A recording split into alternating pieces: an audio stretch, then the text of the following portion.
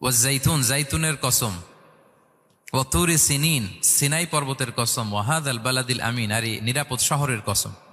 তো চারটা শপথ করেছেন বা আল্লাহ তাআলা কসম করেছেন। কসম দিয়ে আল্লাহ তাআলা কোরআনের অনেক সূরা শুরু করেছেন। যেমন একটা সূরায় আল্লাহ ফজরের সময়ের কসম করেছেন, আল্লাহ বলেছেন ওয়াল ফাজর।